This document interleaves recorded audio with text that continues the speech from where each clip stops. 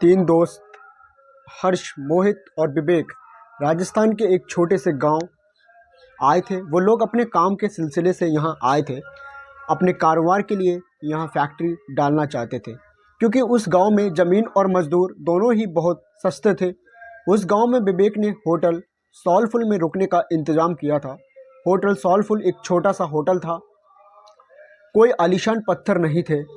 उसने बीएस ईंट से बनी एक इमारत थी और नीचे खाने का बना एक वेज रेस्टोरेंट में भी टेबल और दरवाजों पर धूल लगी हुई थी, जैसे वहाँ का चूल्हा सालों से जला नहीं हो। जैसे ही वो लोग होटल पहुँचे तो उन्होंने देखा कोई स्टाफ ही नहीं था। बस वॉचमैन के नाम पर एक बूढ़े से चाचा बैठे हुए थे जो अपनी बीड़ी पी रहे थे। हर्ष और मोहित दोनों ही विवेक को डांटने लगे, क्योंकि होटल बुक करने की जिम्मेदारी विवेक की थी और वो होटल बिल्कुल वीरान लग रहा था। उनकी बातों को सुनते हुए वो वॉचमैन चाचा हंसते हुए उन तीनों के पास आए और उनसे पूछने लगे कि क्या वो होटल में ही रुकने वाले हैं। उन तीनों ने सर हिलाकर हाँ कहा और चाचा जोर जोर से हंसने लगे। हंसते हंसते ही फिर उन्होंने चलना शुरू किया। कुछ गुनगुनाते हुए वहां से चले गए। उन तीनों ने वॉचमैन चाचा को पागल समझकर उनकी बातों पर ध्यान नहीं दिया। तभी रिसेप्शन पर एक आदमी आया, एक लंबा सा घनी दाढ़ी वाला आदमी आया। उसने उन्हें रूम की चाबी दे दी। वो लोग ऊपर अपने कमरे में गए। उन्होंने अपना सामान रखा और कुछ देर आराम करने लगे। हर्ष को अचानक प्यास लगने लगी और कमरे में पानी नहीं था। हर्ष जैसे ही पानी लेने कमरे से बाहर निकला, उसे पायल की झंकार सुनाई दी। ऐसी आवाज़ जैसे कोई पागल पहने भाग रहा हो, कोई पायल पहने भाग रहा हो। हर्ष डर गया। उसको ये बात बेहद अजीब लगी, क्योंकि उसके होटल में कोई और नज़र नहीं आ रहा था। अब उसके फ्लैट के लास्ट कोने से पायल की आवाज़ के साथ साथ एक लड़की के हंसने की आवाज़ भी आने लगी थी। हर्ष उस आवाज़ के पीछे जाने लगा था कि तभी उसके कंधे पर किसी ने हाथ रखा और हर्ष चीख पड़ा। पीछे रिसेप्शनिस्ट पानी लेकर खड़ा था। हर्ष ने अपनी बोख लाइट में उस हर्ष को डांटा और पानी लेकर वापस अपने कमरे में चला गया। देर रात मोहित होटल की बालकनी में खड़ा अपनी गर्लफ्रेंड से बात कर रहा था। उस बालकनी से हाईवे का रास्ता साफ दिखाई देता था। अचानक उस रास्ते पर एक एक्सीडेंट होता हुआ दिखा। मोहित चौंक गया। वो जैसे ही वो नीचे दौड़ लगाने के लिए जैसे ही मुड़ा तो उसके पीछे सफ़ेद कपड़ों में एक बूढ़ा आदमी खड़ा था। उस आदमी की लंबी सी सफ़ेद दाढ़ी और चेहरे पर ढेर सारी झुर्रियाँ थी। मोहित उस आदमी को देखकर घबरा गया था, क्योंकि वो आदमी सिर्फ हाईवे की तरफ देखकर मुस्कुरा रहा था। उसने मोहित को देखा और उसने हंसना बंद कर दिया। वो आदमी जैसे ही मोहित की ओर चला, मोहित डर कर अपने कमरे में आ गया। कमरे में आकर जब मोहित ने खिड़की से हाईवे पर देखा तो वहाँ कोई एक्सीडेंट नहीं हुआ था। अगले दिन तीनों फैक्ट्री की साइड देखने निकले, लेकिन गाड़ी शुरू होकर थोड़ा आगे ही बढ़ी थी तभी बंद हो गई। साइड पर जाने के लिए कोई बस या सवारी भी नहीं थी।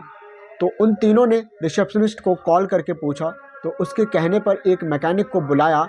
3 घंटे बाद जब मैकेनिक आया तो उसने गाड़ी को थोड़ी देर तक देखने के बाद गाड़ी को वर्कशॉप पर ले जाना पड़ेगा।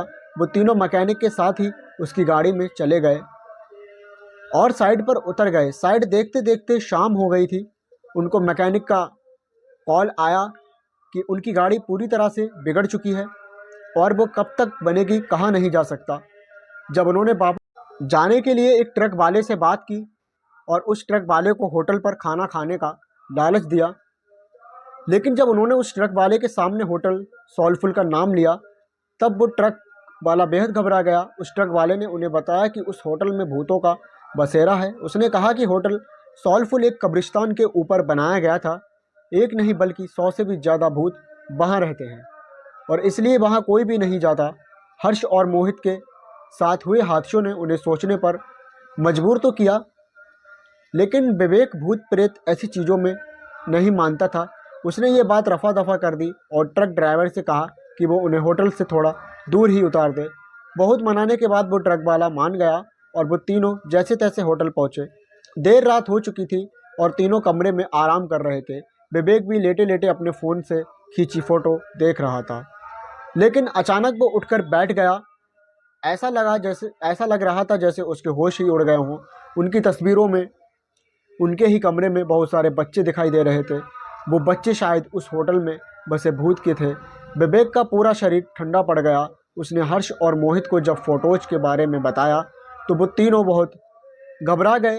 वो उस होटल के रिसेप्शनिस्ट को ढूंढते हुए नीचे आए, लेकिन उस आदमी का नाम और निशान ही नहीं था। वहाँ उन्हें वो बूढ़े चाचा बैठे हुए मिले। उन्होंने ये सब उस बूढ़े चाचा को बताया तो उस बूढ़े चाचा ने हंसते हुए कहा कि जब वो होटल के अंदर आए थे तो 4 आत्माएं तो उनकी गाड़ी के ऊपर बैठी हुई थी। उन्होंने बताया कि होटल सोलफुल में पिछले 20 साल से भूतों का बसेरा है। जब से होटल बना था तब से यहाँ के भूत होटल में आने वाले को जिंदा वापस जाने नहीं देते। किसी के एक्सीडेंट करा देते हैं तो किसी को आत्महत्या करने पर मजबूर कर देते हैं। फिर होटल की बालकनी की ओर इशारा करके बताया कि वहाँ देखो। वो सफ़ेद कुर्ते में एक बूढ़ा आदमी खड़ा है। उस आदमी ने यहाँ होटल बनाने से मना करा था क्योंकि ये जगह कब्रिस्तान की थी, लेकिन कुछ महीनों बाद होटल के सामने वाली रोड पर एक्सीडेंट से उस आदमी की मौत हो गई थी। पर आखिर में उसने बताया कि उनकी गाड़ी ठीक नहीं होने वाली। वो गाड़ी अपने साथ कई साए ले गई थी। होटल में रहने वाले उन बच्चों की आत्माओं को वो गाड़ी पसंद आ गई थी और शायद इसलिए वो तीनों अभी तक जिंदा भी थे। उस बूढ़े आदमी ने उन तीनों से अपनी जान बचाकर भागने को कहा। ये सब बातें सुनकर उन तीनों के पसीने छूट गए। उन्होंने फैसला किया कि वो तीनों अभी के अभी इस होटल से निकल जाएंगे। वो तीनों अपना सामान लेकर निकल ही रहे थे कि तभी उन्हें वो रिसेप्शनिस्ट मिला। वो तीनों उसे धक्का मार के वहाँ से तेज़ी से भागे। हाईवे पर आकर वो तीनों जाकर गाड़ियों से लिफ्ट मांगने लगे, लेकिन कोई गाड़ी रुकने का नाम ही नहीं ले रही थी। तभी वो रिसेप्शनिस्ट भागते हुए उनके पास आया और उनसे पूछा कि वो लोग भाग क्यों रहे थे। रिसेप्शनिस्ट उन्हें वापस होटल में वापस आने के लिए कहने लगा और अचानक से हवा के झोंके से उसका मफलर उड़ गया और उन तीनों को उसके गले में फांसी के फंदे का निशान दिखाई दिया। उन तीनों के पैरों तले ज़मीन खिसक गई थी। वो समझ गए थे कि यहाँ सभी मर चुके हैं और कोई भी जिंदा नहीं है। तीनों डर के मारे हाईवे के रास्ते पर भागने लगे थे। भागते भागते जब कुछ दूर पहुँच गए तो उन्होंने पीछे मुड़कर देखा।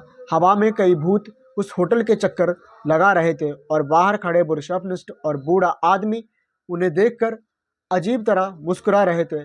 उस होटल के बारे में बात करने से वो तीनों आज भी घबराते हैं। उनकी जान तो बच गई थी पर जिंदगी भर के लिए उनके मन में डर बैठ गया था। तो दोस्तों, हमारी कहानी यहीं पे ख़त्म होती है। अगर आपको हमारी कहानी का कोई पार्ट अच्छा लगता है तो हमारे चैनल को प्लीज़ सब्सक्राइब करेगा। मिलते हैं नेक्स्ट में।